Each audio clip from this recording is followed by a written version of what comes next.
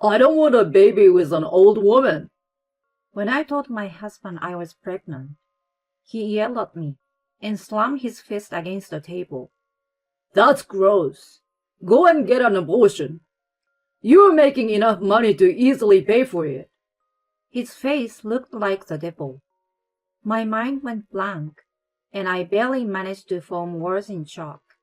But you're the one who didn't use birth control even though I told you so. Besides, I thought you'd be happy even though it's an unexpected baby. We are married after all. Huh? Are you kidding me?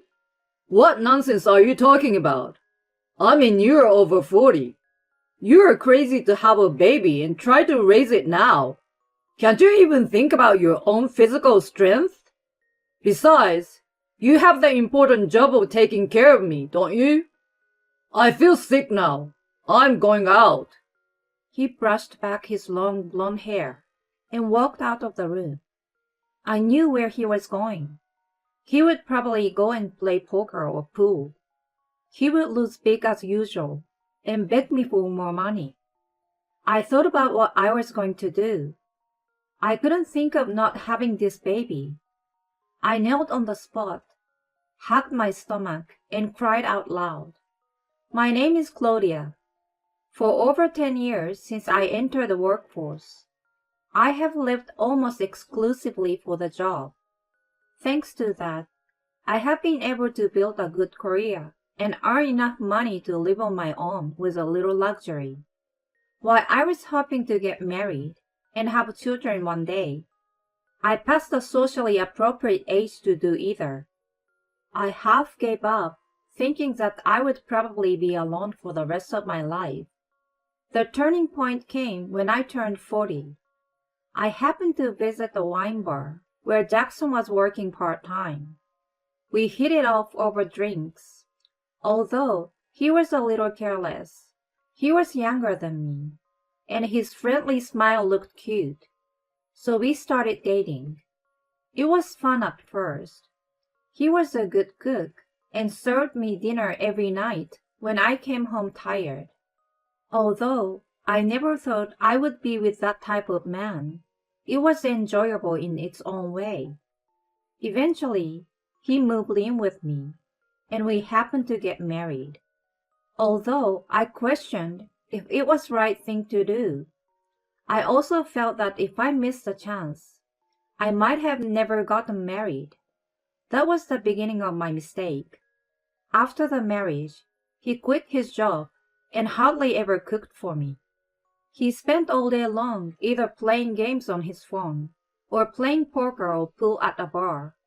Sometimes he helped out at a friend's bar, but the money he earned went to gambling. Also, his verbal abuse toward me started. He clicked his tongue at me over trivial things and criticized me often. However, he still demanded to make love to me, which escalated with time.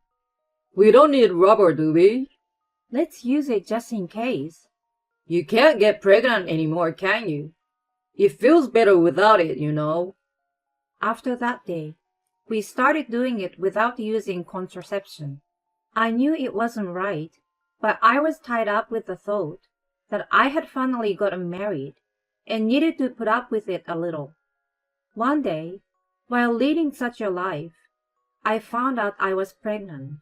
I was surprised that a natural conception was possible at my age, and happiness overwhelmed me. I was sure that Jackson was going to take that opportunity to be better. I often heard that having a child repaired a couple's marriage. We could have changed our course in the right direction too. Thinking positively, I hurried home and announced the news to him. But, hey babe, listen! I'm 3 months pregnant. Whatever. I'm going to order a delivery. Give me your credit card. Hey, seriously, listen to me. I went to the OBGYN today, and the doctor said congratulations. I was shocked, but I'm happy.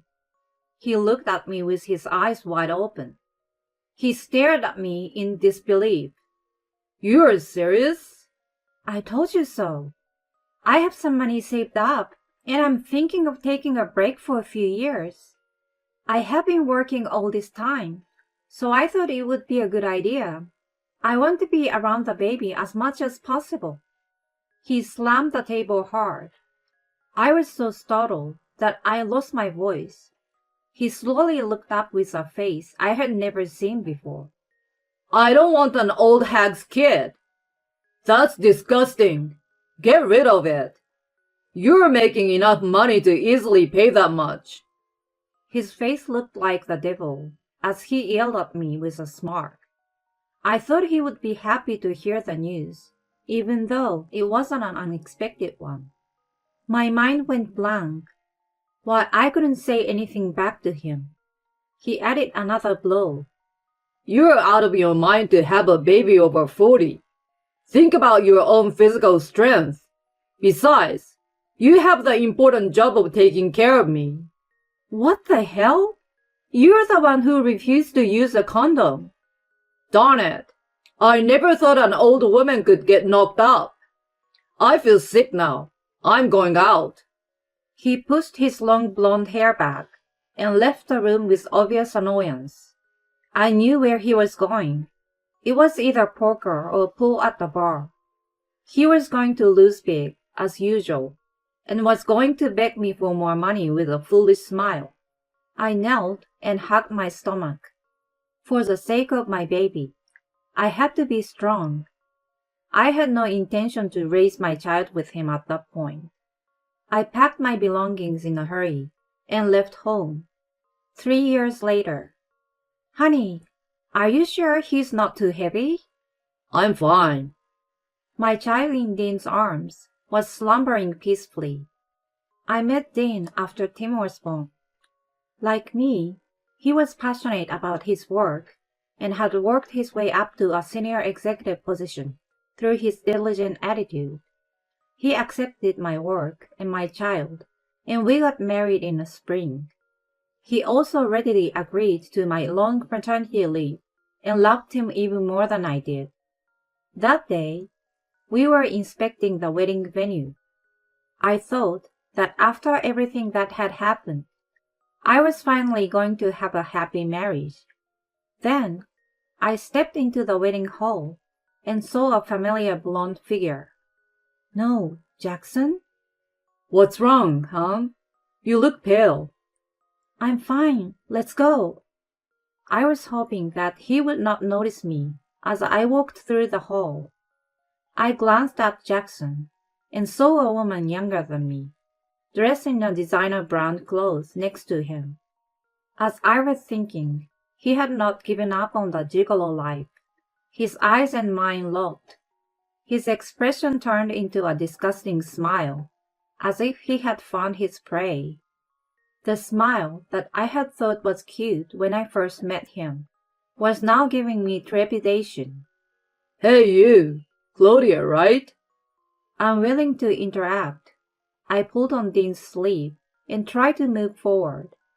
Jackson advanced toward us without care and whispered in a voice that only we could hear. With a sarcastic smile on his face, he said, "What a perfect couple. An old man is an ideal partner for an old woman. I feel sorry for the kid with such an old dad. Why don't you just put him in a facility already?" "Babe, the reception is done. We have to go." "Oh, sorry, Kathy." He instantly changed the tone of his voice. It was obvious that he was a parasite on the woman.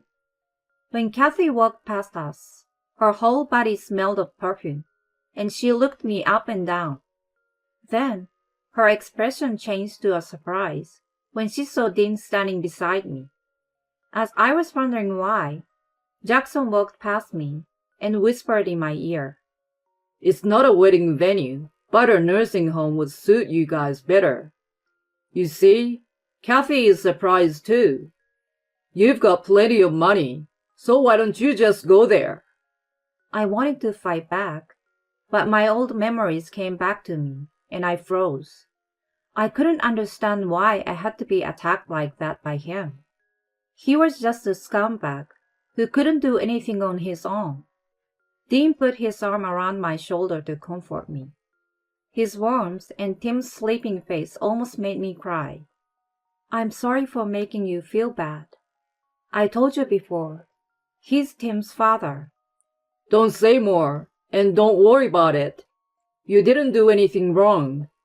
But he somehow had a mischievous smile on his face and confidently said, I have a good idea. Will you leave it to me? On our wedding day, Dee and I pledged our future to each other in front of the many guests. Tim was watching me and smiling next to my parents. When I secretly waved my hand, he did the same with a small hand. You look beautiful, honey. Thank you. I had lived my life only for work and had been pushed around by the scumbag.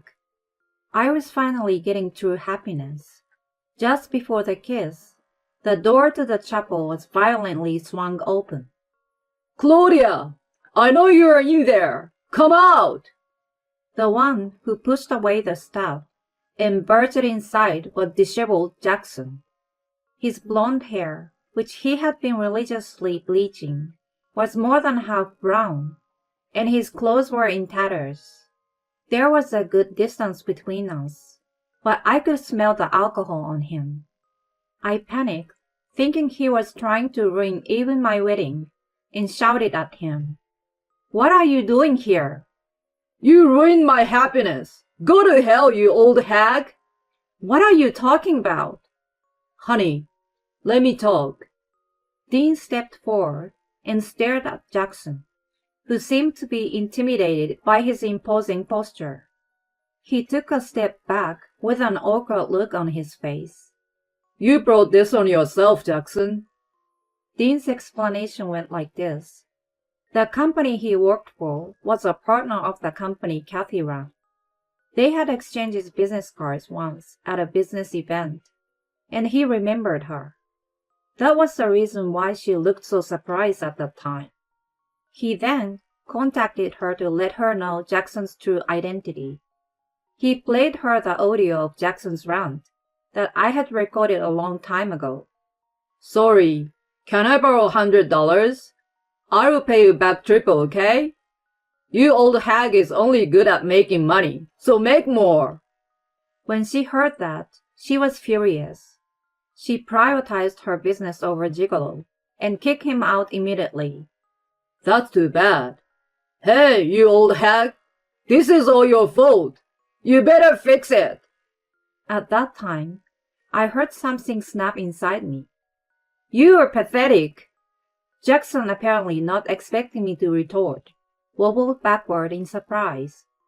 I yanked up the hem of my dress and walked up to him and yelled, I'm going to give you what you have been doing to me all this time. If you think I'm going to be scared of you forever, you are wrong. You should be ashamed of yourself. You call me a hag, but what about yourself? For someone your age, you keep relying on others. Grow up! The place was quiet for a moment, but the guests immediately started applauding. It spread rapidly and became a tremendous sound. While Jackson was recoiling from the scene, the police grabbed him by the arm and took him away. He seemed to have no intention of resisting and was being taken quietly. His filthy back was so small that I felt sorry for him. It was all over then. A weight had finally been lifted from my shoulders. Sometime later, I'm visiting Jackson's parents with Tim. They are not to blame, so I bring him to see his grandparents once a month. Unlike Jackson, they are sweet to us. How could a person like Jackson come out from them? It is a mystery to me. Or is it because they are too sweet to him that he became such a monster? I have no way of knowing now. My ex-mother-in-law quietly starts speaking. Jackson came here the other day. Oh, was everything okay? We told him we couldn't take care of him anymore and kicked him out. He's living a solitary life without a home or work now. He had quit his job and had been hanging around since he got engaged to Kathy. He thought that if he got married, he wouldn't have to worry about money, so he took out a loan to buy a luxury car. He is now chased by those debts as well. The lack of planning is quite disconcerting, but that's how he is. And the fiasco at your wedding was broadcasted on the local news, you know. All right. One of the guests that day had taken a video with his phone, and it became viral on social media. As a result, it ended up on a local network. Although our faces were hidden, Jackson's face was clearly visible. He said that because of this, he's struggling to even find a part-time job.